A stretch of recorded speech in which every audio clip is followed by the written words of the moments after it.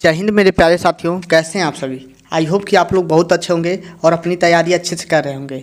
तो आज हम लोग 81 से लेकर 90 तक के क्वेश्चन का सफ़र करेंगे। तो चलिए ज़्यादा समय न लेते हुए हम आपके क्वेश्चन की तरफ चलते हैं। आपका क्वेश्चन क्या है? एक हाइड्रोजन गैस से भरा गुब्बारा ऊपर चढ़ने पर फैलता है।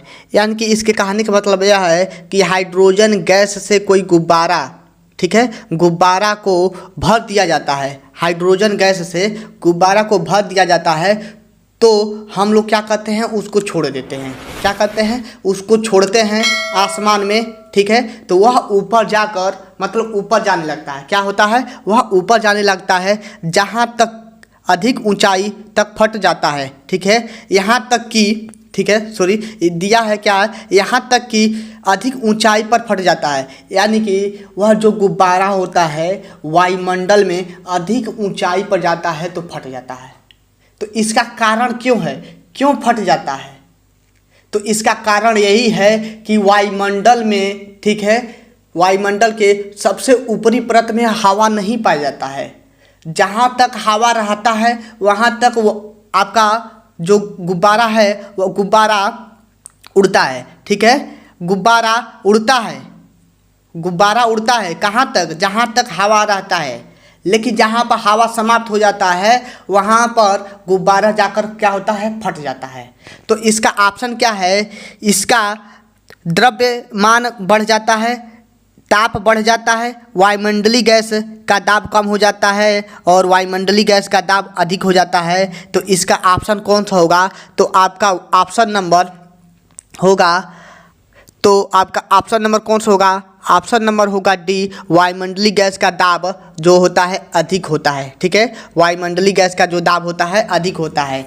वो ऊपर भी गैस होता है तो उसका दाब मतलब गैस अधिक होता है, ठीक है। गैस का जो दाब होता है वह अधिक होता है इसके अपेक्षा, इसीलिए फट जाता है।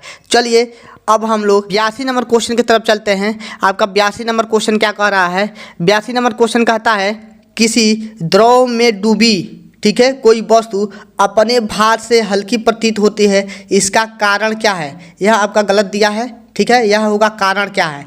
इसका कारण क्या है? उत्प्लवन बल, उत्प्लवन बल, एक मिनट, सॉरी, उत्प्लवन बल, द्रव बल, वस्तु का भार, इनमें से कोई नहीं। तो इसका ऑप्शन कौन सा होगा? किसी द्रव में मतलब द्रव यानी कि पानी में डूबी कोई वस्तु है। कोई भी वस्तु को पानी में डुबाया जाता है तो अपने भार से हल्का प्रतीत होता है।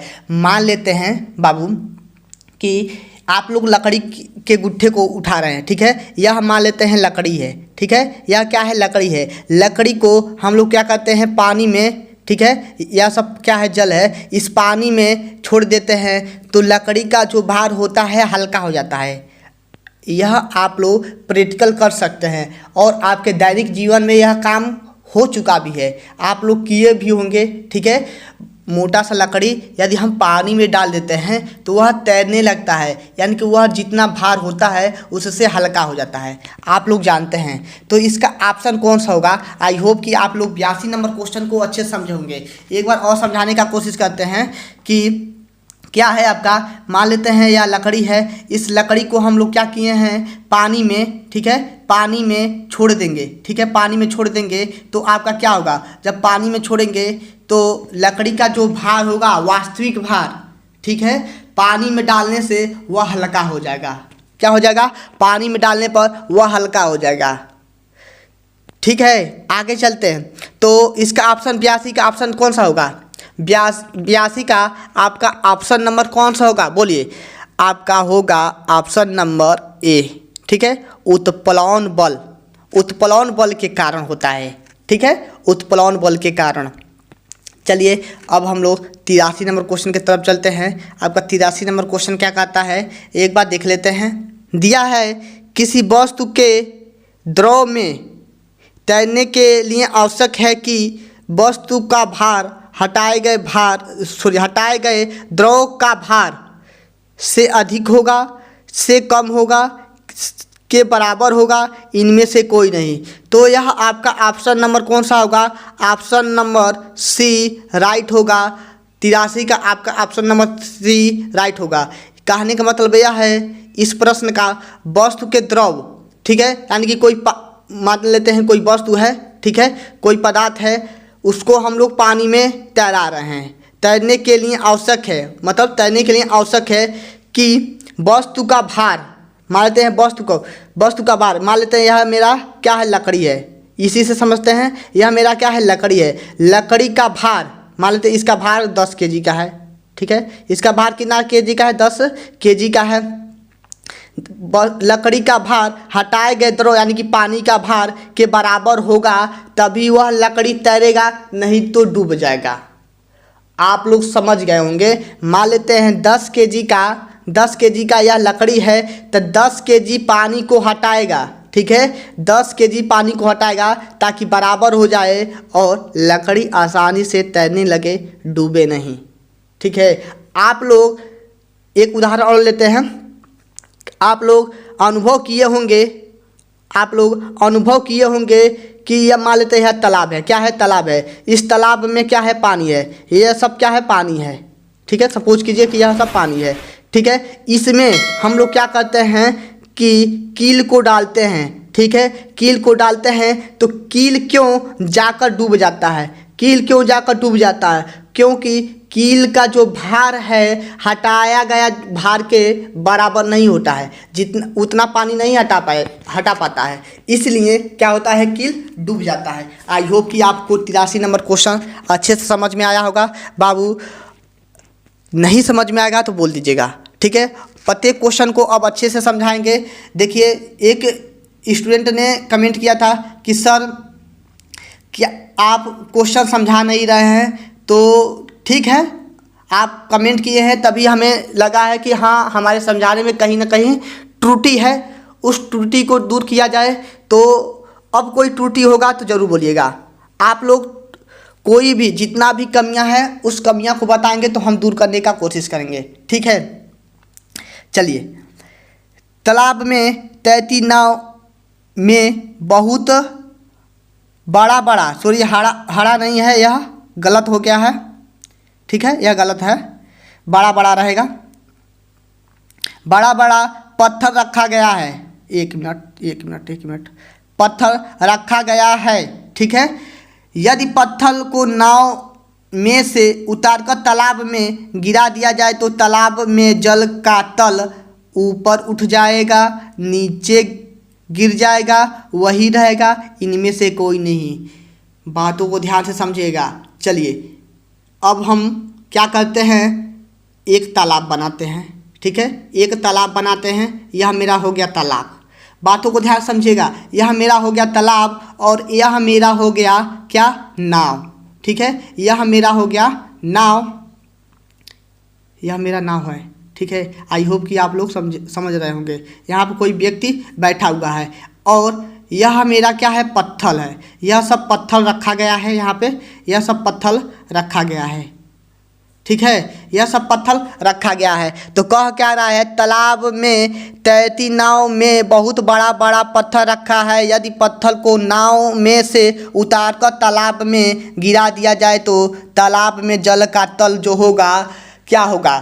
तो देखिएगा, यदि हम इस पत्थर को इस पानी में, ठीक है, यह पानी है ना, जल है, तालाब है, तो इस पानी में फेंकते हैं तो क्या होगा बताइए।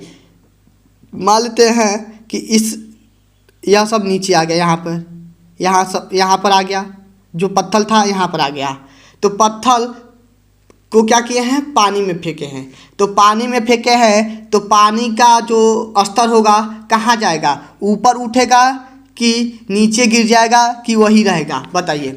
तो यह आपका ऑप्शन नंबर कौन सा होगा। चलिए अब ऑप्शन जान लेते हैं। ऑप्शन नंबर आपका 84 का बी होगा कि 84 का बी होगा, नीचे गिर जाएगा, ठीक है, जो पानी का स्तर है वह नीचे गिर जाएगा। चलिए अब आगे चलते हैं 85 नंबर क्वेश्चन के 85 नंबर क्वेश्चन की तरफ। 84 नंबर हो गया, 85 नंबर क्वेश्चन। 85 नंबर क्वेश्चन क्या है, एक लड़का, ठीक है, एक लड़का है, एक हाथ में पानी का भार, ठीक है, पानी से भरी बाल्टी तथा दूसरे हाथ में लकड़ी का गुटका ले जा रहा है। ठीक है, एक हाथ में, ठीक है, पानी से भरी बाल्टी और दूसरे हाथ में लकड़ी का गुटका ले जा रहा है। यदि वह लकड़ी, ठीक है, के गुटके को, वह लकड़ी के गुटके को बाल्टी के पानी में डाल देता है, ठीक है, पानी में डाल दे तो वह अनुभव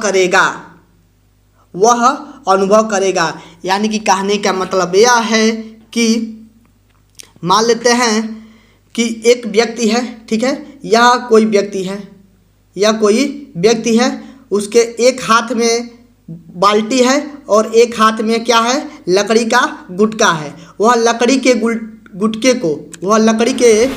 को क्या कर रहा है कि बाल्टी में डाल दे रहा है। यह मान लेते हैं लकड़ी है और यह मेरा बाल्टी है, यह लकड़ी है, तो लकड़ी के गुटके को क्या कर रहा है, बाल्टी में डाल दे रहा है। तो वह अनुभव करेगा समान भार, अधिक भार, कम भार कि इनमें से कोई नहीं। तो 85 का आपका ऑप्शन कौन सा होगा, समान भार, यानी कि एक समान भार रहेगा। ठीक है, समान भार रहेगा, भारी नहीं लगेगा, एक बराबर भार रहेगा, अधिक भार भी नहीं होगा, न ही कम होगा, समान भार रहेगा। आई होप कि 85 नंबर क्वेश्चन आप लोग अच्छे समझे होंगे। अब हम लोग 86 नंबर क्वेश्चन को समझ लेते हैं। चलिए देखिए, जब क्वेश्चन को अच्छे से पढ़ेंगे और समझाएंगे तो समय ज़्यादा लगेगा, इसलिए पहले हम समझा नहीं रहे थे उतना, बस क्वेश्चन पढ़कर बता दे रहे थे कि आप लोग रट लीजिए, ऐसे ही क्वेश्चन पूछे जाते हैं। तो अब समय लगेगा चलेगा, लेकिन आपको अच्छे से समझाएंगे। 86 नंबर क्वेश्चन क्या है, यदि वायु की आर्द्रता बढ़ती है, ठीक है, आर्द्रता बढ़ती है तो वायुमंडल का दाब घटेगा, बढ़ता है, पहले बढ़ता है फिर घटता है, अपरिवर्तित रहता है। तो 86 का आपका ऑप्शन नंबर कौन सा होगा, बी, बढ़ता है। ठीक है, बढ़ता है, ड है, आप लोग बना लीजिएगा बढ़ता। चलिए अब हम लोग 87 नंबर क्वेश्चन को देख लेते हैं। 87 नंबर क्वेश्चन क्या कहता है, 87 नंबर क्वेश्चन कहता है, यदि किसी सतह पर लगने वाला, ठीक है, लगने वाले बल को 2 गुना कर दिया जाए तथा सतह के क्षेत्रफल को आधा कर दिया जाए तो दाब प्रारंभिक दाब का कितना गुना होगा, 4 गुना, 3 गुना, 2 गुना, 8 गुना। तो बताइए 87 का आपका ऑप्शन नंबर कौन सा होगा। यदि 2 गुना करते हैं तो दाब प्रारंभिक दाब का कितना गुना होगा, तो दाब हमारा 4 गुना हो जाएगा। ठीक है, दाब जो है हमारा 4 गुना हो जाएगा, ऑप्शन नंबर ए। यदि हम 2 गुना करते हैं, क्या बल को 2 गुना करते हैं तो जो दाब है वह हमारा 4 गुना हो जाएगा। चलिए अब हम लोग 88 नंबर क्वेश्चन की तरफ चलते हैं। 88 नंबर क्वेश्चन क्या कहता है, 88 नंबर क्वेश्चन कहता है कि स्थिर द्रव के किसी बिंदु पर द्रव दाब सभी दिशाओं में होती है, विपरीत, असमान, समान कि लंबवत। तो 88 नंबर क्वेश्चन क्या है, आपका ऑप्शन नंबर सी, समान रहेगा। ठीक है, सभी दिशाओं में समान होता है। चलिए अब हम लोग 89 नंबर क्वेश्चन को देख लेते हैं। जो समझाने वाला है उसको समझा देंगे और बाकी जो याद करने वाला है याद आपको करना पड़ेगा। निम्नलिखित में से कौन सा अनुदैर्ध्य तरंग का उदाहरण है। अनुदैर्ध्य तरंग के बारे में आप लोग जानते होंगे। ठीक है, तो यह आपका वायु में ध्वनि तरंगे, यह वायु में है, वायु में ध्वनि तरंगे, बीच में रेडियो तरंगे, प्रकाश तरंगे और आपका क्या है, रक्त लाल विकिरण। ठीक है, तो आपका 89 का आपका ऑप्शन नंबर कौन सा होगा, 89 का आपका ऑप्शन नंबर होगा ए, वायु में ध्वनि तरंगे, वायु में ध्वनि तरंगे। चलते हैं आज के लास्ट क्वेश्चन की तरफ और आपसे बता देना चाहते हैं कि आप लोग जितने भी क्वेश्चन किए होंगे उसका कमेंट जरूर कीजिएगा कि कितना क्वेश्चन आपका सही हुआ है। 10 क्वेश्चन में आप लोग ने कितने क्वेश्चन को सही किया है उसे ज़रूर बताइएगा प्लीज़। ताकि हमें यह लगे कि आप लोग कुछ ना कुछ पढ़ रहे हैं और आप लोग ऐसे क्वेश्चन जानते हैं। ठीक है, तो चलिए अब हम लोग 90 नंबर क्वेश्चन को देख लेते हैं। 90 नंबर क्वेश्चन क्या कहता है? 90 नंबर क्वेश्चन है, निम्नलिखित में से कौन सा अनुप्रस्थ तरंग के रूप में गमन नहीं करती है? ठीक है, अनुप्रस्थ तरंग के रूप में गमन नहीं करती है। तो हवा में अवरक्त तरंगे, निर्वात में अवरक्त तरंगे, स्प्रिंग में खींचकर छोड़ देने से उत्पन्न तरंगे। ठीक है, तो यह में नहीं रहेगा, स्प्रिंग को खींचकर छोड़ देने से उत्पन्न तरंगे होगा। ठीक है, ऑप्शन नंबर डी क्या है? खींची हुई डोरी में उत्पन्न तरंगे। तो निम्नलिखित में से कौन सा अनुप्रस्थ तरंगे के रूप में गमन नहीं करती है? तो आपका ऑप्शन नंबर कौन सा होगा? ऑप्शन नंबर होगा आपका सी।